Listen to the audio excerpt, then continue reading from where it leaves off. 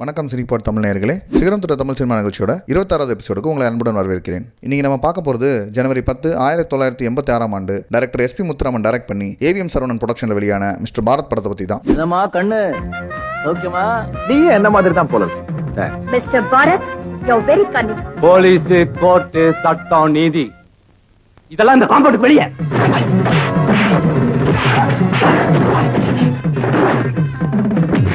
ஒரு நல்ல சண்டை படம் பார்த்த திருப்தி வெளுத்து கட்டிட்டீங்க. கொஞ்சம் இருங்க, டக்கர் ஃபைட்டுக்கு ஒரு டிஸ்கோ டீ கொண்டு வரேன். நீ சகுனினா நான் சாணக்கியண்டா. என்னம்மா கண்ணு சொல்லம்மா கண்ணு. நேத்து பேஞ்ச மழையில இன்னைக்கு முளைச்ச காளா ஒண்ணு. அடுத்த வருஷம் இதே ஆகஸ்ட் 31ஆம் தேதி நான் உங்களுக்கு கொடுத்த சத்தியத்தை நிறைவேற்றுவேன்.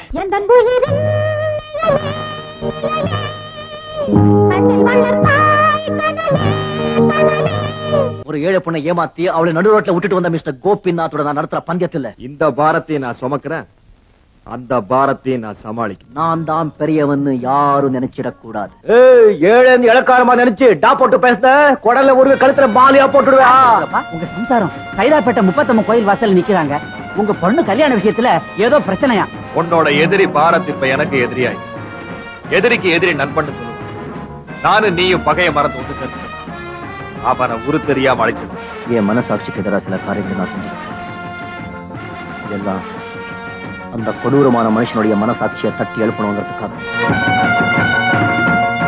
இந்த படத்தில் சூப்பர் ஸ்டார் ரஜினிகாந்த் கதாநாயகனாக நடிச்சு அசத்திருப்பாரு. ரஜினி சார் பற்றி சொல்லவா வேணும்? அவரோட ஸ்டைலும், ஸ்பீடான நடையும், மாசான உடையும், ஃபயரான பஞ்சும் கொஞ்சம் கூட குறையாம அசத்திருப்பாரு. நான் தான் பெரியவன் யாரும் நினைச்சிடக்கூடாது, அவனுக்கு அப்பனும் பிறந்திருப்பான்ற டைலாக்லாம் ரசிகர்கள் மத்தியில் பெரும் வரவேற்பு பெற்று கைத்தட்டல்களை வாரி குவிச்சிருந்தாங்க சொல்லணும். எல்லா ஹீரோக்கும் படத்தில் காமெடின்னு இருப்பாங்க, ஆனால் ரஜினி சாருக்கு அப்படி ஒரு தேவை இருந்ததே இல்லைன்னு தாங்க சொல்லணும். இவர் கூட எந்த காமெடி நடிச்சாலும் கொஞ்சம் பயத்தில் தான் இருப்பாங்களாம். ஏன்னா படம் முழுக்க அவங்களோட சேர்ந்து இவரும் காமெடி பண்ணி மக்களோட கைத்தட்டல்களை அசால்ட்டாக தட்டி தூக்கிட்டு போயிடுவாராம். இந்த படத்துலையும் கவுண்டர் பண்ணி காமெடியாக நடிச்சிருந்தாலும் ரஜினி அவர்களும் படம் முழுக்க காமெடி பண்ணிருப்பாரு. இவரோட ஹியூமரான காமெடி சூப்பரா ஒர்க் அவுட் ஆகிருக்குன்னு சொல்லலாம். சத்யராஜ் இந்த படத்துல ரஜினிக்கு அப்பாவா நெகட்டிவ் ஷேடோல நடிச்சிருப்பாரு. தன்னோட கரியர்ல சத்யராஜ் ஹீரோவா நிறைய படங்கள் நடிச்சிட்டு வந்தாலும் சில படங்கள் வில்லன் கேரக்டர்ஸ்லயும் நடிச்சிருந்தாரு. அது மட்டும் இல்லாம கேரக்டர் ஆர்டிஸ்டாவும் நடிச்சிட்டு வந்தாரு. அப்படி நடிச்ச படங்கள்ல மிஸ்டர் பாரத்தும் அப்பத்தி ஹீரோக்கள் வில்லன் நடிச்சா அடுத்த படம் ஹீரோவா கிடைக்காதுன்னு பயந்துட்டு இருந்த சமயத்துல சத்யராஜ் வில்லனா மட்டும் நடிக்காம எல்லா விம்பத்தையும் உடைக்கிற மாதிரி யாரும் எதிர்பார்க்காத விதமா வயசான கேரக்டரை எடுத்து நடிச்சிருந்தாரு. சத்யராஜ் அவர்கள் ரஜினிகாந்தோட தந்தையா நடிச்சிருந்தாலும் கூட ரஜினியோட சத்யராஜ் 4 வயசு இளையவராம். டைரக்டர் எஸ்பி முத்துராமன் சத்யராஜ் கதாபாத்திரத்திற்கு நிறைய பேர் தேர்வு செஞ்சிருக்காரு.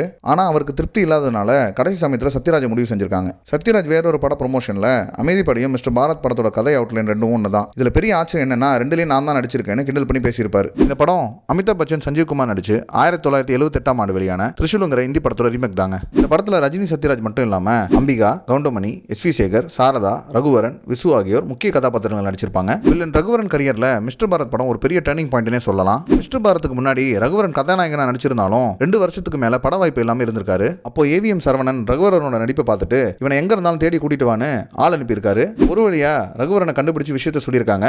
ஆனாலும் ரகுவரன் நம்பல. இருக்காது, ஆள் மாத்தி கூப்பிட்டாங்க போலன்னு அசால்ட்டா விட்டுட்டாராம். கொஞ்ச நாள் கழிச்சு சரி எதுக்கும் கால் பண்ணி கேட்போன்னு நம்மளா இருந்தா லக்கு இல்லனா விட்டுலாம்னு கால் பண்ணியிருக்காரு. அதுக்கப்புறம் அவர் கிடைச்ச வாய்ப்பை அருமையா பயன்படுத்தி தமிழ் சினிமாவில் ஒரு நீங்கா இடம் பிடிச்சவர் நம்ம ரகுவரன் அவர்கள் என்றே சொல்லலாம். இந்த படத்தை இளையராஜா இசையமைச்சிருக்காரு. மலேசியா வாசுதேவன் மற்றும் எஸ்பிபி இணைந்து பாடிய சிறந்த வெற்றி பாடலான என்னம்மா கண்ணு பாடல் தனுஷ், ஸ்ரேயா மற்றும் பிரகாஷ் ராஜ் நடிச்சு 2006ஆம் ஆண்டு வெளியான திருவிளையாடல் ஆரம்பம் திரைப்படத்தில் மறுவாக்கம் செஞ்சிருப்பாங்க. மேலும் இப்பாடலின் முதல் வரியான என்னம்மா கண்ணுங்கிற பெயர்ல சத்யராஜ் நடிச்சு 2000ஆம் ஆண்டுல ஒரு திரைப்படம் வெளியானது குறிப்பிடத்தக்கது. இந்த படத்துல எல்லா பாடல்களும் சிறப்பா இருந்தாலும் என்னம்மா கண்ணு பாடல் தனி சிறப்பினே சொல்லலாம். ஒளிப்பதிவாளர் TS விநாயகம் தன்னுடைய தனி பாணியில ஒளிப்பதிவு செஞ்சு அசத்திட்டாரு. அது மட்டும் இல்லாம ஆர் விட்டல், சி லான்சி ஆகியோரும் இந்த படத்தை அழகா தொகுத்து வழங்கியிருக்காங்க. படத்தோட கதையை சுருக்கமா சொல்லணும்னா, ஒரு மகன் தனது தாயை ஏமாத்திட்டு வேறொரு திருமணம் செஞ்சுட்டு வாழ்ற தன்னுடைய தந்தையை பழிவாங்கும் விதமா இந்த கதை இருந்துச்சு. படத்தோட வசூல் பத்தி சொல்லணும்னா, குறிப்பிட்ட பட்ஜெட்ல எடுத்த இந்த படம் 2 கோடிக்கு மேல வசூல் செஞ்சு வசூல் சாதனை செஞ்சிருக்கு. இந்த படத்தை நீங்க ஒன்னும் பார்க்கலனா கண்டிப்பா பாருங்க. மீண்டும் ஒரு நல்ல திரைப்படத்தோடு சிகரம் தொட்ட தமிழ் சினிமா நிகழ்ச்சியில சந்திக்கலாம். தொகுப்பு உங்களுக்கு பிடிச்சிருந்தா சினிபாட் தமிழ் சேனலை சப்ஸ்கிரைப் பண்ணுங்க, லைக் பண்ணுங்க, பெல் பட்டனை கிளிக் பண்ணுங்க. நன்றி, வணக்கம்.